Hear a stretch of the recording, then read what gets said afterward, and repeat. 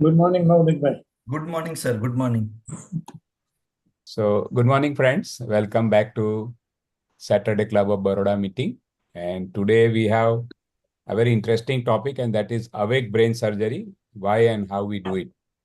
This will be by Dr. Maulik Waja. We all know him. He had given a talk on pediatric tumors, CNS tumors, about 3 months back. And to formally introduce him, he is MBBS and MS from MS University, Baroda Medical College. And he did his DNB, neurosurgery at Krishna Institute of Medical Science, Hyderabad. He also had fellowship in spine, skull base and epilepsy surgery. And he's affiliated to reputed hospitals like Sterling Hospital and KGP Children Hospital, Vadodara.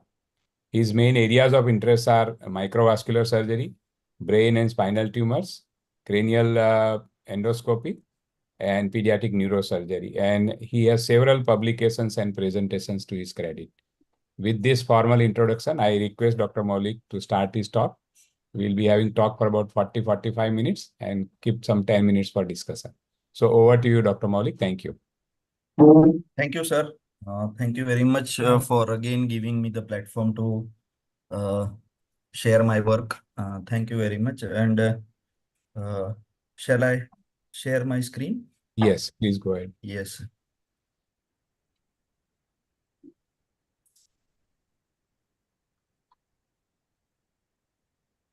Okay, sir. Is it visible? Just put it on the slide. So yes, we are able Yes, to sir. see it well and we are able to hear you well. So please go ahead. Okay, sir. So today I would like to talk about awake brain surgeries. So I would just would like to raise the eyebrows of people whenever we see newspaper many times like this news by patient playing guitar during surgery. So the aim is not having a patient let the play guitar during surgery. It is to monitor the vital neurological function while operating patient's brain. So patient whatever playful activity patient's hobby if they are doing during they are awake, it gives it reduces anxiety. That's why this we have read the newspaper, a patient chanting Hanuman Chalisa while surgeon operating the brain. So whatever relaxes the patient during the operative phase, that activity the surgeon allows. That is not the main aim. Is not the patient let play guitar for the fun while surgeon is operating. The main target is to observe the function. So, does all all brain surgery need awake craniotomy? The answer is no. The specific indication is there for every awake surgery. So tumor, whenever the tumor is located in particular area of brain, when chances of neurological paralysis are very high with conventional surgery, because all area in the brain does not provide a vital function. So to increase the safety of surgery and to prevent iatrogenic neurodeficit. So many a time patient due to neuroelasticity, neuroplasticity, in spite of the lesion in that particular area, patient preserves their function. And while we operate, the patient may end up into major neurological deficit. So to maintain functional status of the patient as long as patient is alive. So how do we decide which tumor needs to be operated in awake surgery and which not? So WHO CNS classification, tumor classification divides all tumor in broadly into low grade and high grade tumor. So low grade tumors are usually common in young people. There are four grades of tumor. Among that, grade 1 and 2 are considered as low grade. They usually present with convulsion, but otherwise there will be a very there may be no deficit or very nominal neurological deficit. But if they are tried to remove completely, they the two-way results can be found. So low grade tumor, if removed completely, the patient will survive longer. But if it is removed without monitoring or awake surgery, they may end up into major neurological deficit, and they survive with that deficit throughout their life. If these tumors are removed completely, they do not require adjuvant therapies. But if they are left in place, they can progress into higher grade with further genetic mutation. So the high grade tumors. So high grade tumors are grade 3 and 4 tumor. They are advanced cancer, usually occurs in old age, but it is not rule of thumb. The survival is very short, maybe from 6 months to 2 years, and they because the lesion occurs in short span of time, they present with a neurological deficit, and this kind of tumors requires adjuvant radiotherapy and chemotherapy. So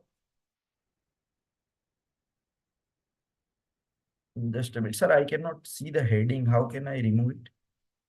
Heading of the slide, because one status bar is coming.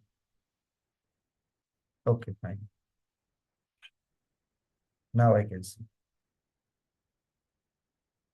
So can we predict such tumor with high risk of iatrogenic neurodeficit? Yes. So how we can predict? So the tumor which are located in these important area are called eloquent brain cortex. These are the area of brain that if removed will result in loss of speech, or they'll end up into paralysis, or there will be a visual impairment. So these are the special senses which are important to preserve.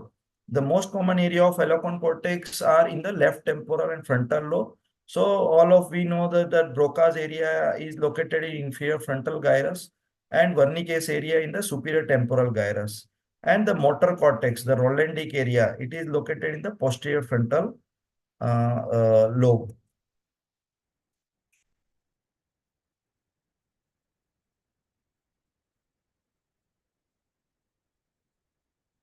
Next slide.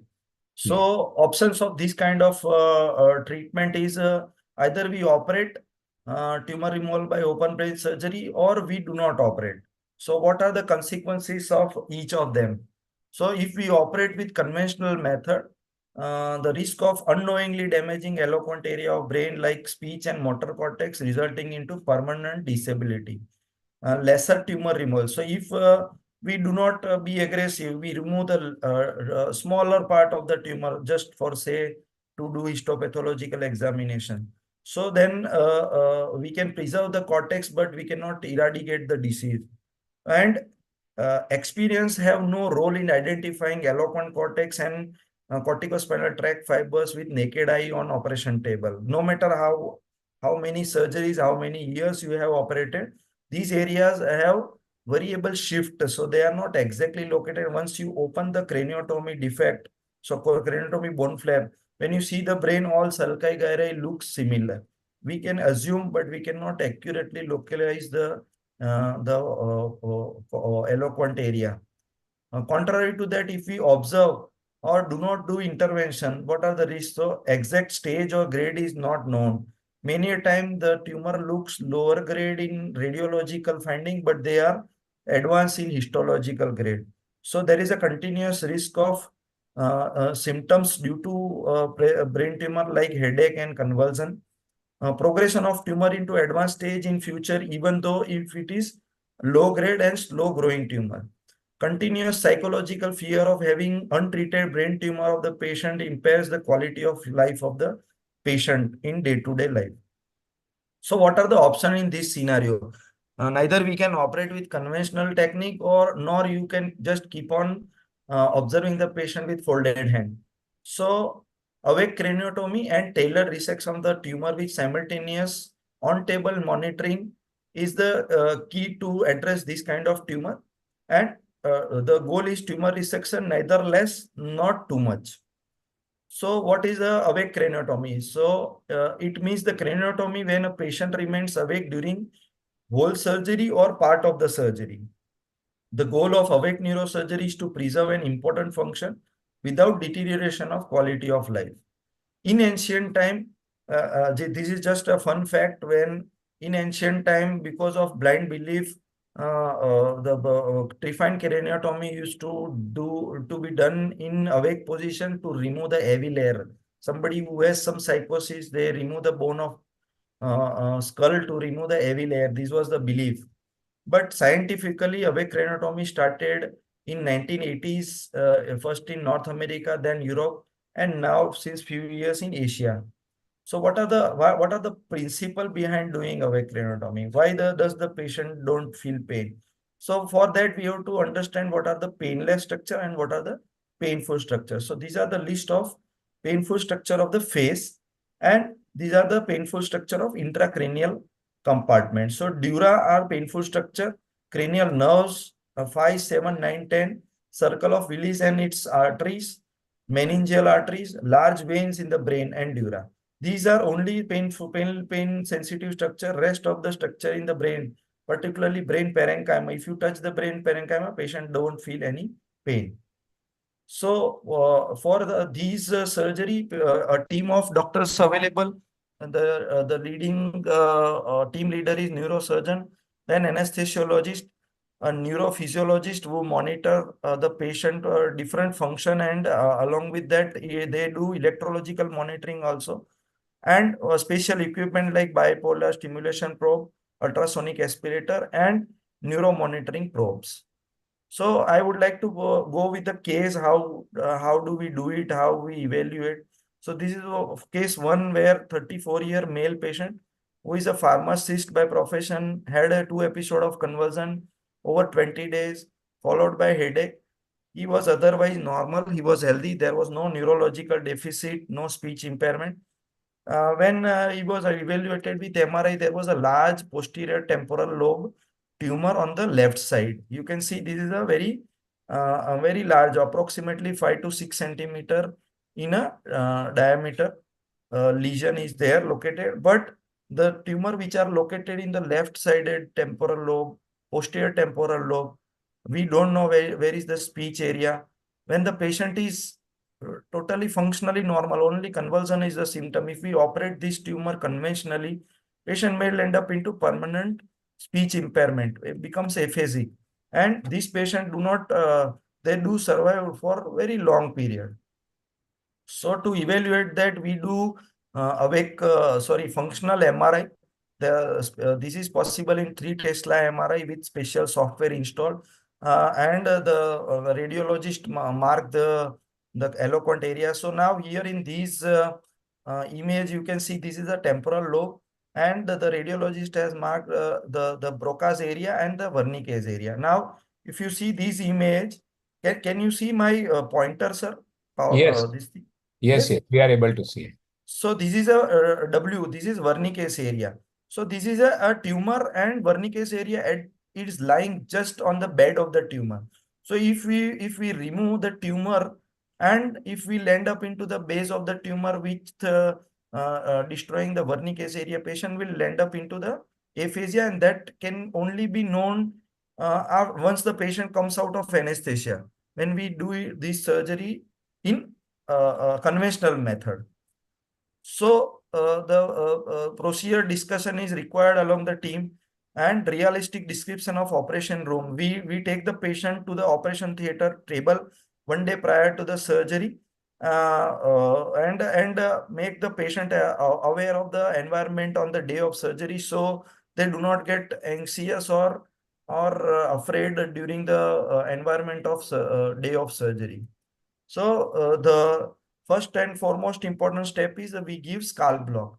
So when we give the scalp block, all extracranial structure gets anesthetized without giving any intravenous anesthesia or giving paralytic agent.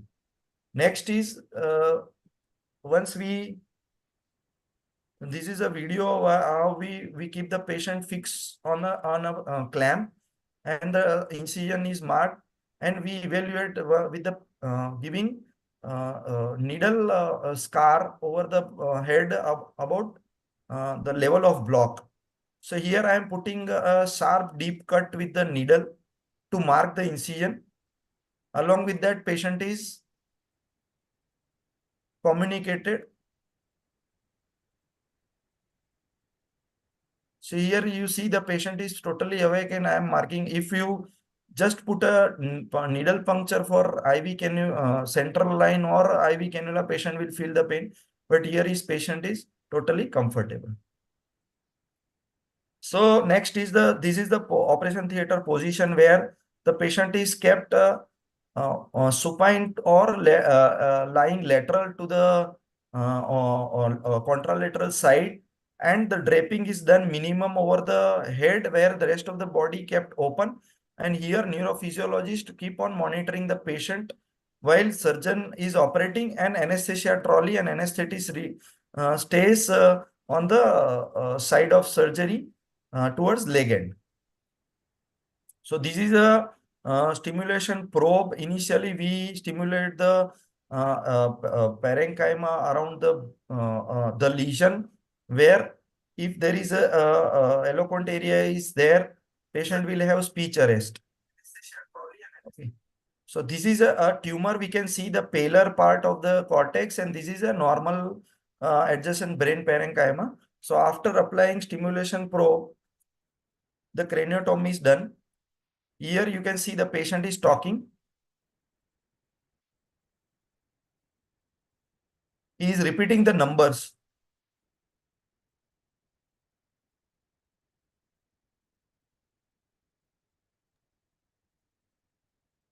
So simultaneously that surgery is going on over the brain and patient is talking.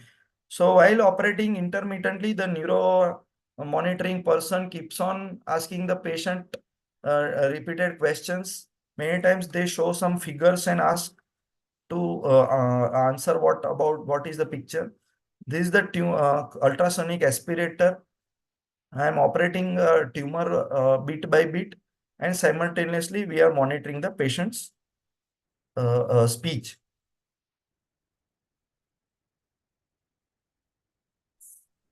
So ultrasonic aspirator is having advantage that it resects the tumor with minimal blood loss, and it also achieves hemostasis and coagulates the small arteries which come across the resection. So they are mainly used in liver surgery and brain surgery, ultrasonic aspirator.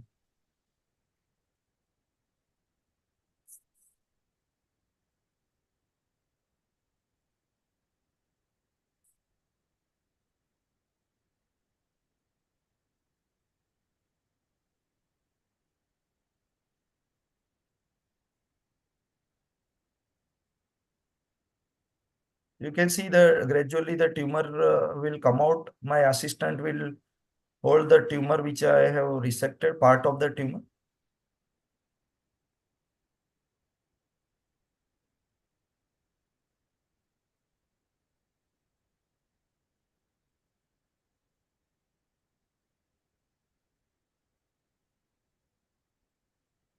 Without applying much of a pulling force.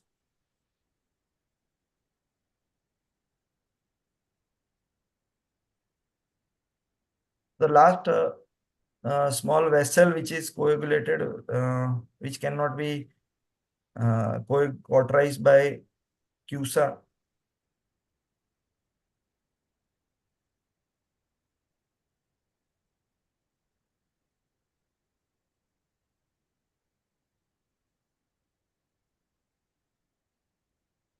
Still some part of tumor is attached, which is without pulling it, removed with CUSA.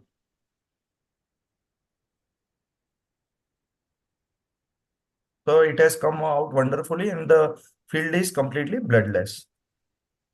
Next is while we are operating, you can hear, can you hear sound? Yes, yes. Patient sound? No, the video sound is not heard. Your The video you sound can is hear not you. heard. Okay.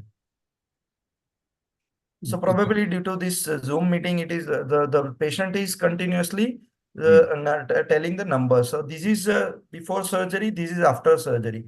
This is called a vein of Lebbe, which is passing from the posterior temporal lobe. And if the in brain arteries and veins are equally important, so we cannot sacrifice this vein even if it is like other part of the body, most of the surgeon sacrifice the vein, but in neurosurgery or brain surgery, veins are equally important. So you can see the vein is preserved very well, and the tumor is excised below and above. So this is called tailored resection. This is immediately after surgery. Patient is talking. You may not be able to hear, but he is telling, he is completely oriented to time, place, and person.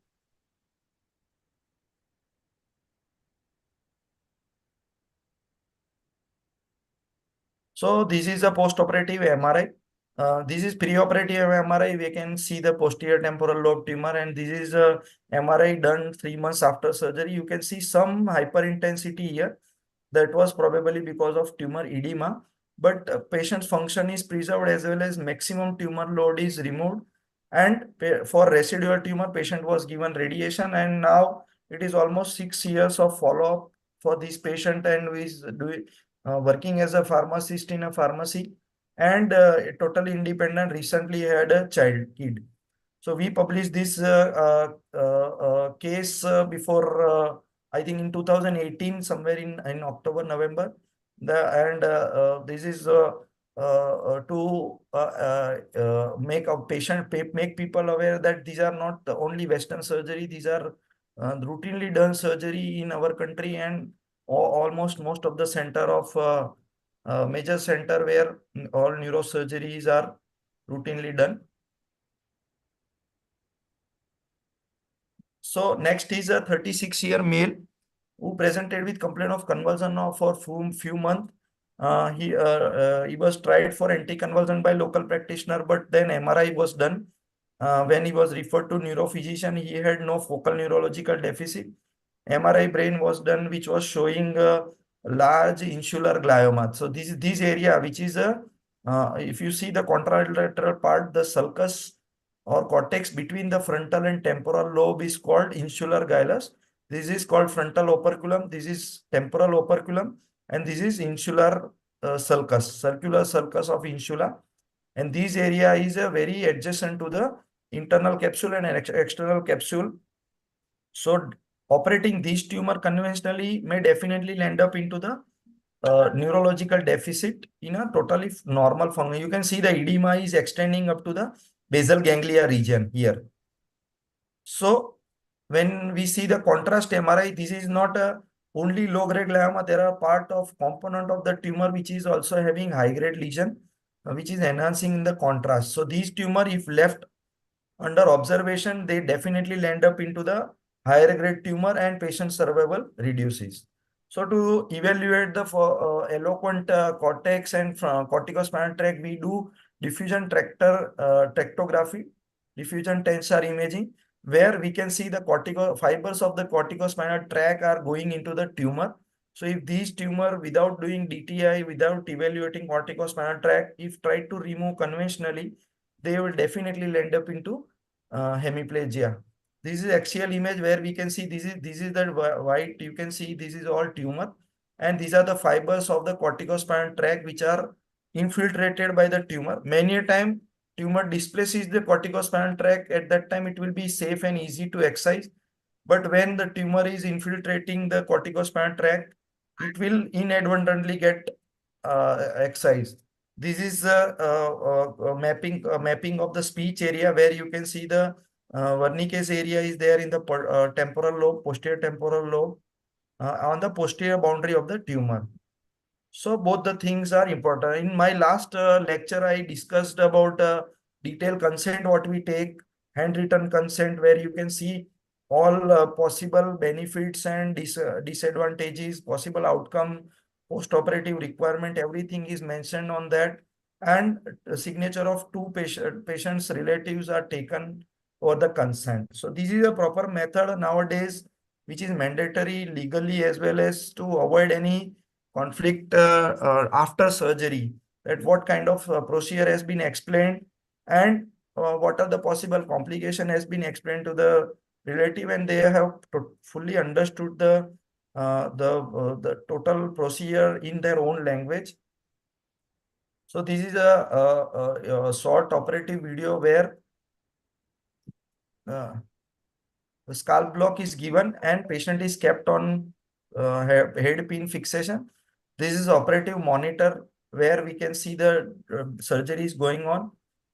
Patient is talking. The neurophysiologist is monitoring his limb movement. You can see that he is moving his hand. He is moving his leg. The neurophysiologist showing some pictures to the patient, and he is telling exactly what picture he is seeing. So vision and speech also is monitored simultaneously during surgery. And the moment where we encounter the corticospinal tract, patient feels some fasciculation in limb, we stop the surgery and resection over there. Later on, rest of the tumor is managed with radiation. This is the 1 month follow-up of the patient where he does not have any paralysis. He is standing on the right leg when left side of the tumor could have been produced a right side paralysis. Next case is a 22-year-old IT engineer. First time convulsion while he was on job. I remember his father staying here nearing Borsad. His son was, the patient was working in the Bangalore in IT company and he developed convulsion. He was alone with his friend. He was immediately brought to the initially their local hospital and then he was brought to Baroda. Initially, when he was examined, he was conscious, but there was some slurring of speech and there was motor speech involvement. So no physical deficit was noted. So MRI brain was done where there was a large lesion in the insular region on the left side. Again, similar case where you can see the edema and lesion is extending up to the corona radiata and basal ganglia region. If you see the coronal image in flare sequences, you can see large lesion around the opercular circular sulcus in the insular region. If this tumor is removed conventionally, the surgeon may land up into a basal ganglia region and may damage the important area. So this is a again functional MRI where we can see the corona radiata component is involved by the tumor. And if we reach up to this area, patient may land up into the permanent neurological deficit. This is the MRI where we can see 54 by 40 by 48 millimeter, like almost 5.5 centimeter large tumor was noted. So again, this is a specimen of consent, which is taken where intraoperative neuromonitoring is mentioned. So patient can understand what precaution we are taking for better outcome. This is the post-operative CT scan where the sylvian sulcus, sylvian fissure is splitted open and the lesion was excised. You can see the air foci into the insular region. This is the post-operative MRI done after almost 6 months, where it is labeled that there is no obvious evidence of recurrence or residual lesion noted in the region of operative bed. And the boy at the end of 6 months, he completed radiation as well as temozolomide oral chemotherapy, 6 cycle, and he was completely tumor free. So another case, which is a 36-year young male without any comorbidity, sudden onset of right-sided paralysis. He noticed for 1 month, he had difficulty in writing. He was a CRPF soldier and working day and night. He had upper limb weakness more than lower limb. You can see this is a classical picture of where a patient looks normal physically. There is a clinical sign of motor deficit called pronator drift. So when there is a subtle neurological deficit, we check this. You can see the patient left hand is straight, but right hand is little bent and pronated. So with MRI, there is a lesion found into the posterior frontal lobe.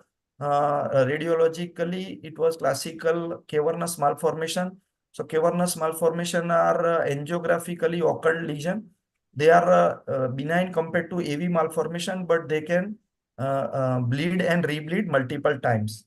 So now, if you see this, the MRI, we can see the central sulcus is displaced. So central sulcus is a demarcation of a frontal lobe and parietal lobe. The area in front of the central sulcus is a frontal lobe, and the gyrus immediately situated in front of central sulcus is a central gyrus or a motor cortex. So operating these cortex directly may end up into paralysis. So we have to decide whether the surgery is required for, or not.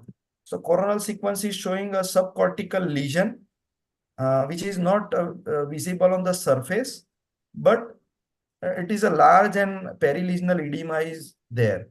So some brief about cavernoma.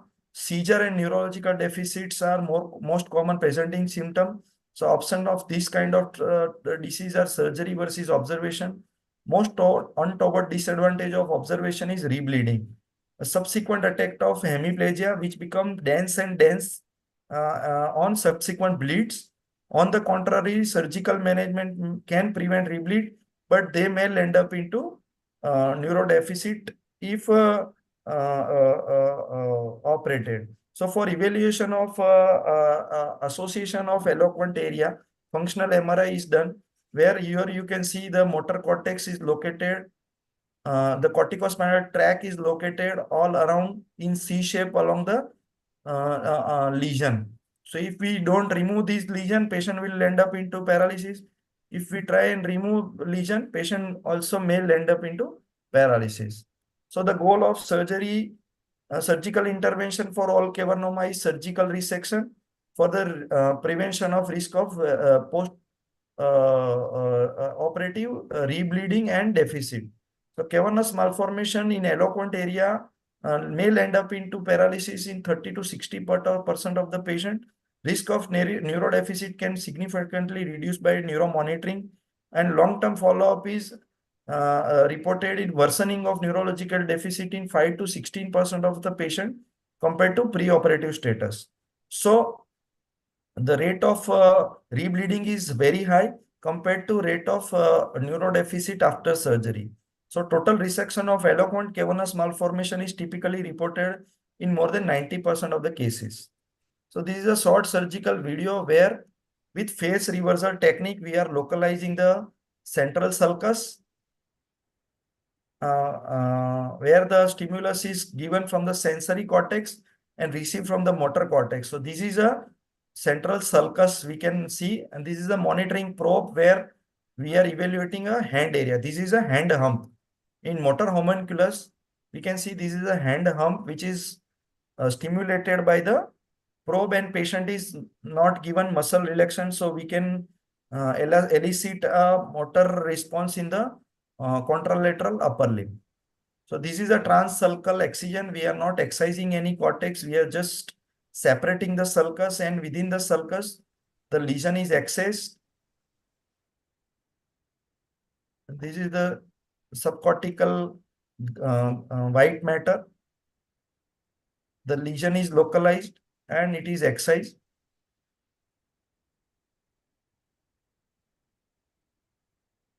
So this much retraction is also enough to give postoperative neurological deficit, though we have not damaged it. Because of retraction, there will be some edema.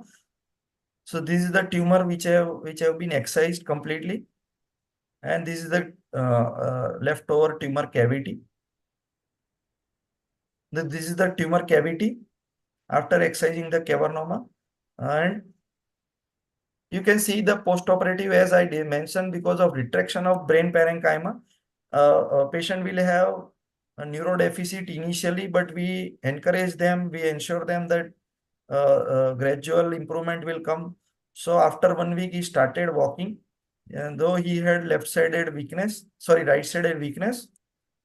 After 2 weeks of hospitalization, he started walking without support.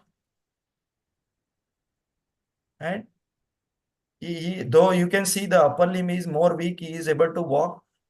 At the end of 1 month, he is completely normal. He has regained all the motor function. He is able to grip, he is able to bend, he is able to lift the hand. So he does not have any facial paralysis as well. So this is a surgical scar.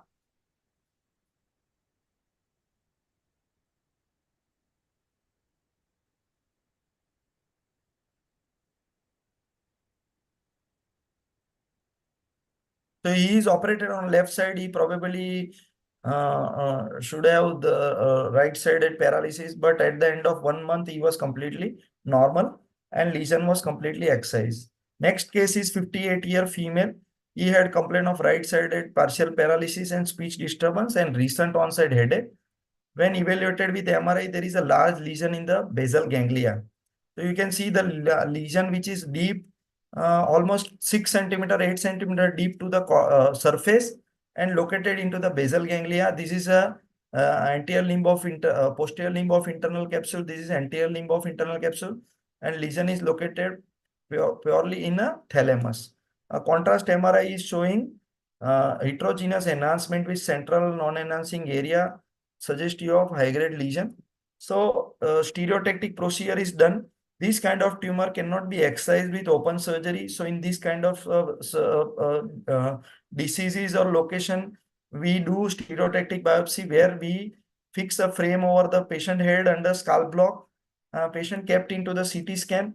The CT scan machine measures coordinates along with the frame marking, and the lesion is localized. Center of the lesion is localized, and patient again kept on the operation table, and with a single burr hole, a needle is entered into the center of the brain and biopsy is taken.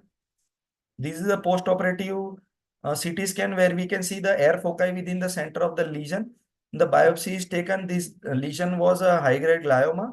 Later on, patient was given radiation. This is the outcome immediately, same day evening, around 8 hours after surgery. Patient is walking and she had no added deficit after surgery. So this is the beauty of minimal invasive surgery. So what are the benefits of awake procedures? So they have greater extent of resection, better preservation of language and motor function, shorter hospital stay, reduce overall cost of treatment, decreases of risk of permanent neurological deficit. There are some complications where we may have to convert the surgery into conventional surgery where patient cannot tolerate, and the complication or consequences which may happen are nausea, vomiting, airway complication, brain edema, hemorrhage, partial fatigue, while continuously keep on supporting in awake position. Patient are given mild sedations. Desmeditodine is a wonderful drug which gives venous anesthesia and preserves patient's cognition. Hemodynamic instability, venous air embolism, pneumocephalus, intraoperative conversion. These are some complications for which we may have to convert the surgery into conventional way. So the take-home message is all brain tumor surgeries are not same. All brain tumor does not require awake procedure. Role of surgery is to keep patient functional till they survive. Iatrogenic neurodeficit or paralysis can be prevented if the tumor in eloquent area are managed carefully. Case selection is very important. Anesthesia is not a big challenge in such scenario, but I would give a full credit to our anesthetists who are continuously on their toes. Advanced neurosurgery is available at doorstep. No need to travel to metro cities, and no much additional cost of treatment are there for performing this kind of surgery. Thank you. Thank you, Dr. Maulik. This was very informative, and in the summary, what you stated that we need not always go to bigger cities. I mean, we have good facilities here. So thank you very much. You can stop the screen sharing so that we can have a discussion. Yes. Yes, sir. So if there are any questions, comments, you are all welcome. Please.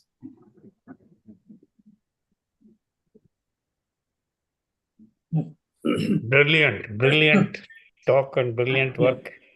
So Thank you, sir. really, yeah. Actually, my granddaughter here in USA, so I was telling, just have a look. She was going to bed. Then she said she was aware of this thing, a violin playing this thing. She was aware of that this thing. Surprising, yeah. Yes, sir. Yes, Jagdish bhai. In routine surgeries, when there is a cancer tumor, we remove normal area surrounding the tumor. In most of the brain tumors, you leave something behind and then subject it to radiation. Yes, sir. So it's How many this centers just, are doing this work in India? sir, Some, many Besides you? centers, many centers. Like Okay. I have, these are the common, we cannot say this is recent advance now. It has also been like a decade old techniques being performed in India. We did it in Hyderabad during my training program. I think around 12 years back in 2013. Thank you. I did observe and assisted to my professors. They are doing routinely. So I know, and I hope even in now these surgeries are done frequently in Gujarat in many centers. answer to Dr. Jagdish Bhai's question. Yes, He- sir. Yes, sir. Sorry. So I was I heard your question. So when sir brain parenchyma comes in the picture, like you say intestine or a muscle or a limbs malignancy, you have extra margin to exercise, and the still patient will be functional. The ultimate goal is if patient's function is not hampered, you may exercise with the free margin.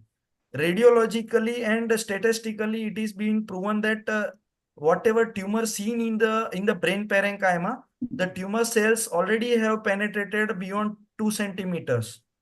So excising the tumor radiologically is not enough, and it's not labeled as complete excision.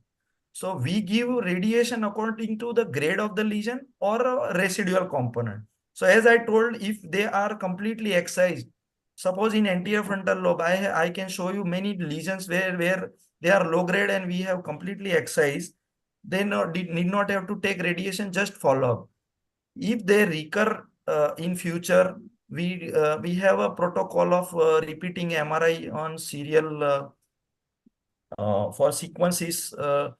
So if there is some evidence of recurrence, then only we give radiation. But here are the patient's functionality. So low grade tumor, the overall survival, 10-year survival will be 80%. So if they live, suppose they live 10 years, 20 years, if they are disabled, they will be burden on the family. I would suppose patient prefer to choose that even if I die healthily. Even if I survive 5 days, add days to the life, add life to the days, not days to the life. So even if they survive 2 years, 3 years, they will not be burden onto the family. If they survive 10 years, 20 years, they can. My pharmacist, as I showed you first case, I see him daily. He is a pharmacist of Sterling Hospital. So he is working. He has reproduced a child recently.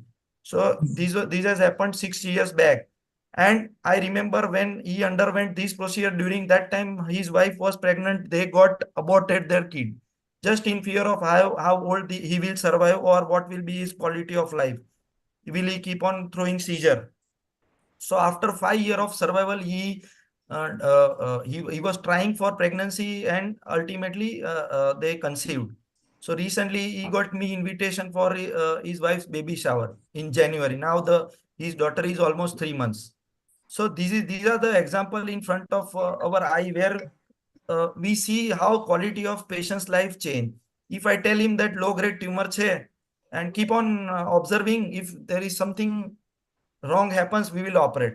Then it will be very late for him, because high grade tumor is having very short survival of span. Experience of Congratulations. metastatic tumors removal,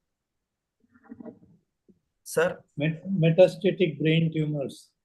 so metastatic brain tumors have a very less indication of surgery. Few of the indications are one is solitary brain mets, where it is large, it is causing mass effect and life-threatening situation. Usually metastatic brain tumors have the treatment of choice is radiation. But certain cases, like one of them is a very large tumor with mass effect.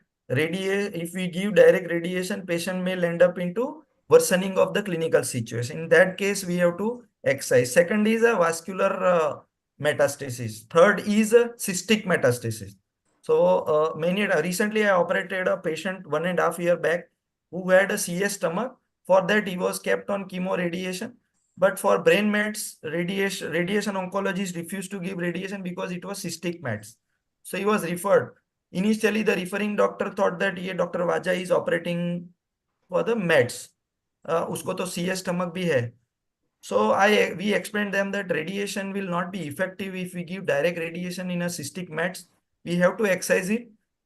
Now his survival is extended for 1.5 years after surgery because he was given proper adjuvant therapy. So similarly, he is walking, he is given radiation. He was operated for brain mets, though his primary organ of malignancy was not operated. So that these are the surprises, but these are the changing trends, and more studies are giving clear picture.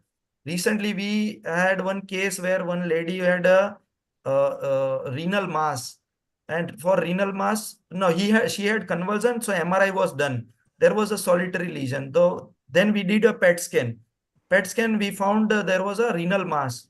Now, urologist and a nephrologist told that the percutaneous biopsy was inaccessible due to location of the tumor. It was on upper pole near adrenal. So and ultimately the decision was came that patient needs to operated for biopsy of brain mets, because without biopsy we cannot give definitive treatment. So when we operated, the brain lesion turned out to be a tuberculoma. Then nephrologist, we discussed with the urologist. Initially, he told that let us discuss. Again, they attempted for percutaneous biopsy. They could not do. They operated for renal mass. It turned out to be RCC. So for if the patient was given AKT on brain lesion background, the RCC would have progressed. And if she had been given brain radiation in view of RCC, the tuberculosis would have not resolved. So these are all surprises, but until we do not come across this kind of situation. Can I ask a question if you don't mistake me? My Yes, sir, intention. please. Yeah, Please, yeah. sir. Of course, you have been telling about successful things, but is there any instance where you have felt later after operation, probably this thing because of adverse reaction? Any?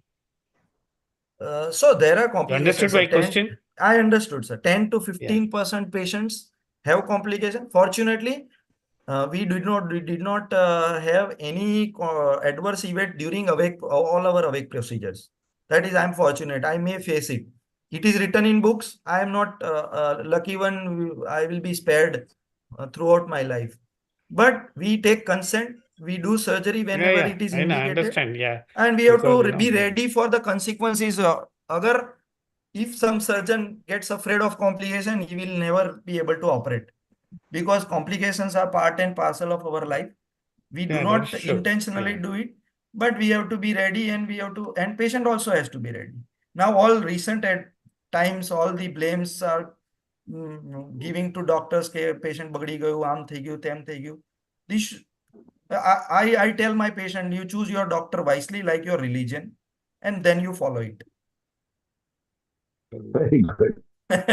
So Doctor, sir. Yes, sir. Congratulations for going to the horizons of neurosurgery. Thank you, sir. And as a person who knows that I worked in a cancer hospital, so radiotherapy is used as a scalpel, and they are very proud. So how do you compare radiotherapy scalpel versus your scalpel?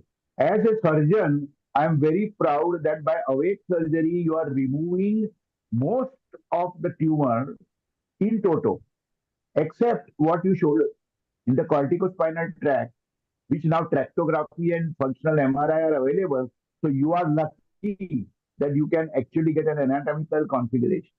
Yes, so sir. Now tell me about the radiotherapy versus your awake surgery. So, sir, again, I told you, when the radiation is available, like say vestibular schwannoma, I will take example. So vestibular schwannoma is a tumor arising from the internal auditory canal, and it progresses into CP angle where it compresses the brainstem gradually. So there are criteria where up to certain extent, radiologically for a vestibular schwannoma, radiologist or a neurosurgeon do not doubt whether it is a schwannoma or something else. It is labeled. So there are criteria when the lesion is less than 2 centimeter. and it is not compressing the brainstem, even though it is occupying a CP angle system. It is not compressing brainstem. Or size is a criteria, like suppose maximum 2.5 centimeter. They give a 12 gray radiation dose to the lesion and do SRS, single sitting, stereotactic radiosurgery. There also they need neurosurgery. We do radio SRS. Day before yesterday, we have mapped a CP angle tumor. So I am more than happy patient is getting benefited with SRS. We are not aggressive on forcing surgery where it can be avoided. So whenever there is an indication where multiple mets, where one metastasis is large, other small multiple metastasis, larger mets needs to be given higher radiation dose in single sitting. Now they do hyperfractionation as well. So whenever the surgery is avoidable, I will be more than happy. As sir hamna kidhu ne ke, what about complications? So we are also afraid of complication. That if complication will happen and somebody will point out that it would have been avoided, surgery was not required, I will be embarrassed. So when and then only surgery is equal. Like insular gliomas, I told you, I bet you no radiation oncologist will give radiation on the base of MRI finding in this kind of location. If it is a brainstem glioma, we directly give radiation because it is a non-accessible location. So brainstem glioma, there are certain indications like brainstem glioma, vestibular schwannoma, solitary mets, which is large in size. These are the cases where they give SRS. And now benign cases also, as well, like trigeminal neuralgia, some epilepsy, there are indications is evolving. There are some conflicts where surgery should be done or not, but there are definite indications where we refer the patient to radiation oncologist to give SRS. Wonderful. Thank you. That's why we had multidisciplinary tumor board, so that all the doctors are safe and patients are convinced that Yes. benefit is more than the risk. And what you said in your third point of your terminal last slide, that till the end the person is functional, and we are trying your human best to remove only the disease part by checking the live surgery. So congratulations and wish you all the best. Thank you, sir. Thank you. So thank you, Dr. Maulik Bhai, once again for Thank you, sir. giving a very informative. So my anesthetist, Dr. Uma, is there. Yes. Uma madam, hello. Yes, you Yes, can. sir. Yes. So morning, I would sir. like to give her view on awake surgeries. Good morning, all. Till date, whichever number of awake craniotomies has been done, not a single patient has been converted to conventional method. All patients were operated under awake state, and not a single patient developed any neurological deficit during or after surgery. This is a wonderful challenge, and for that the credit goes to Dr. Maulik Khwaja, as he has a wonderful skill to select the case in a particular manner, because to operate is easy, but to select the case whether to be operated or not, and to be operated under neurological monitoring or not, that is most important. And he guides us so nicely, so we can plan our anesthesia or sedation or total intravenous anesthesia in a manner of his requirement, patient's requirement. Thank you so much. Thank you for that feedback. Very informative again, and it reflects on the teamwork, I think. Basically, Yes. it's teamwork, anesthetists and surgeons, as I understand. Any other comments? Dr. Khwaja, where do you get functional MRI and tractography done? So it needs 3 Tesla MRI. As of now, we are getting it done at Makarpura Diagnostic. Wonderful. Wonderful images also. Thank you, sir. You still operate at SSG hospital also, Dr. No, Bhajan? sir. No, sir. No, sir. Earlier you were operating there. Earlier, I used to operate there. So thank you once again. We meet again next Saturday. So we end the session here. Thank you all. Thank you all for joining. Thank you very much, Thank sir. you.